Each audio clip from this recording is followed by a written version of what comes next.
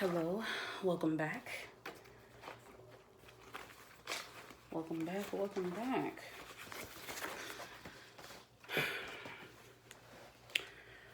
Oh, be strong, then, and brave, pure, patient, and true. The work that is yours, let no other hand do.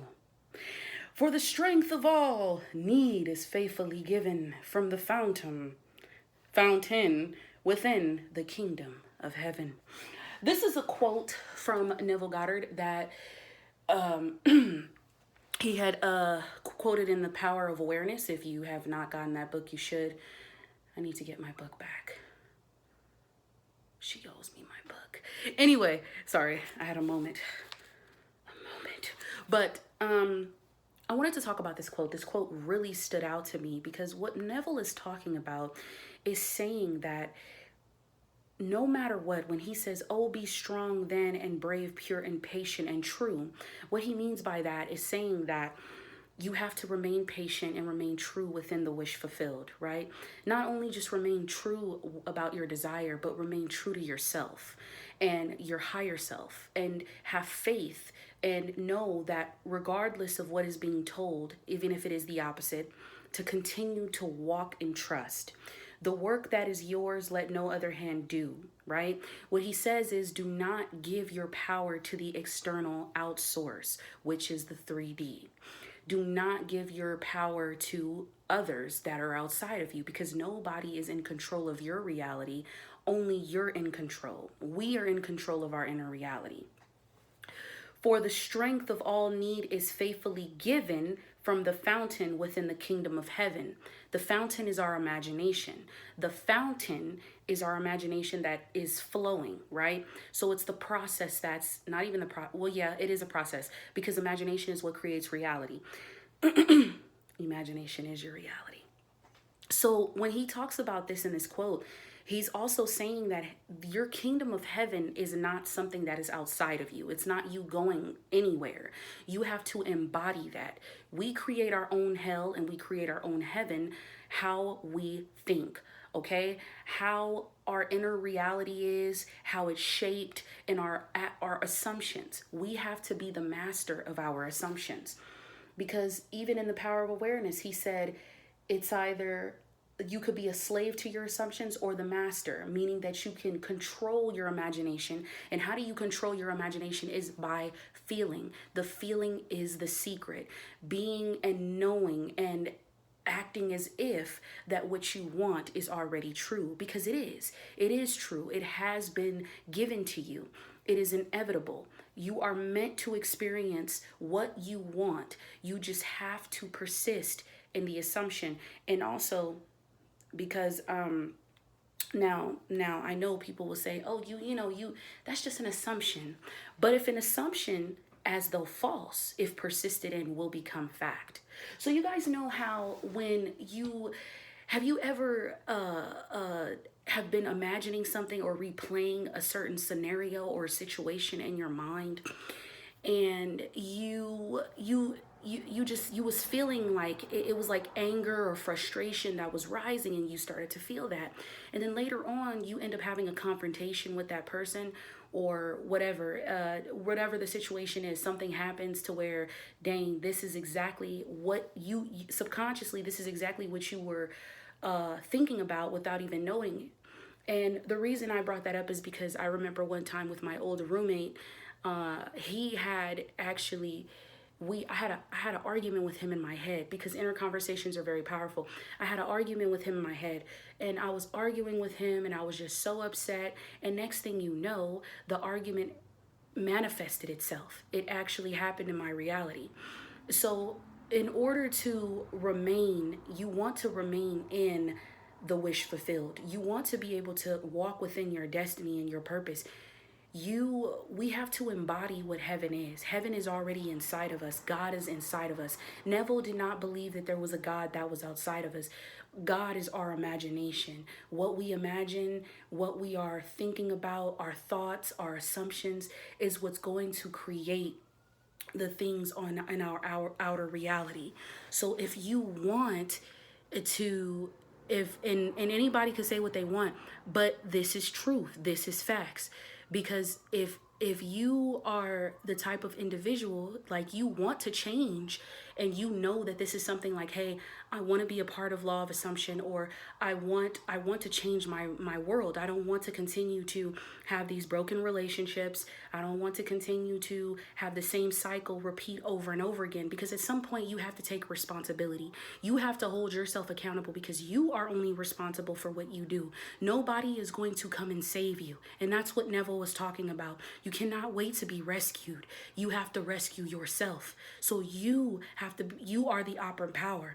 You are the God. You are the one that is in control. And until you realize that, you will continue to repeat the same cycle. Now, for people in the back, damn, for people in the back, for my haters, bye haters. But anyway, but no, seriously, for people who don't really understand how the law of assumption works, the law of assumption is assuming something, even if it is false, even if it may not be real at the moment. You persist in it, and you persist in it until it turns into fact. That's why you hear of a lot of people talking about, how do you manifest? How can you manifest love? How can you manifest something? How do you know and believe in the unseen? This has worked for a lot of people, and a lot of people are talking about this because nowadays people want to apply the law of attraction. They want to apply the law of assumption. They just want to change their lives. And they decide to change their lives by letting go of the old version of who they were. So you have to die. You have to destroy yourself, and you must be reincarnated. So how do you do that? You shed the old story. You destroy the old story. You are no longer going to walk in that place of doubt, in the place of fear. You're no longer going to walk with your head down with insecurities of thinking that you are not good enough. No, you are not thinking as a human should. You are God. Therefore, you need to act like it.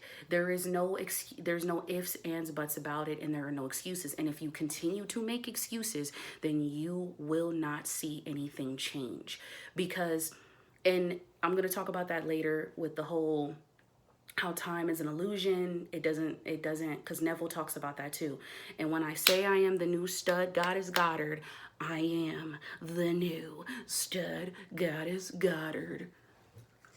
Oh, okay, baby. Don't get too excited.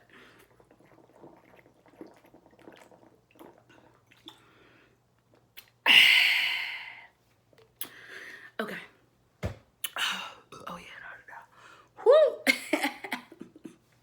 But yes, so this quote really stood out to me because I had to sit with myself, and oh damn, it's hot.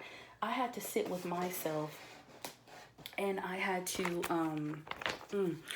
sit with myself, and I had to meditate. Not just meditate, but have an inner conversation with myself and say, okay, how would it feel knowing that I am the God of my reality? And yes, there are doubts that come. And doubts that come into my mind, but instantly I don't get upset about that. I'm just like, okay, I'm not going to get upset about it. What I'm going to do is I'm going to say, I see you, I observe you, but this is no longer my story, because this is now my dominant thought. These are now my dominant thoughts. This is who I am. This is the state that I've embodied.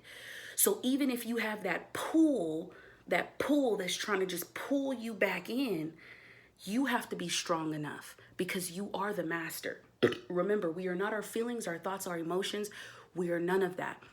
And when I used to talk about depression and mental illnesses, that is not there's many people that will use, and I'll talk about that in another thing, but I'm gonna just make this. Many people will use this as a way to make an excuse. I don't care what mental illness you may have. At the end, and I know like that's going to be for another video, but at the end, if you are identifying with that, if that's your identity, then absolutely that is what you're going to experience, right?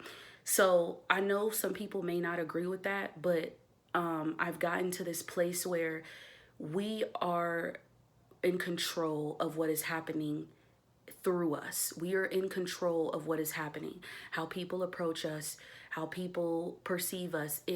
You're giving every person a role, and you give them that role, and you write out the role that you want them to play. Right? So that is the true power of a godly individual. That is the true power of God. When you step into your power knowing that, hey, I am the master of my reality. Therefore, I don't need to chase anything, because what I want is already mine. I'm going to tell you this again. What you want is already yours. It has to happen. Reality has to bend to your new state. It's not about flipping thoughts. So stop. All right, I'll see you guys in the next video.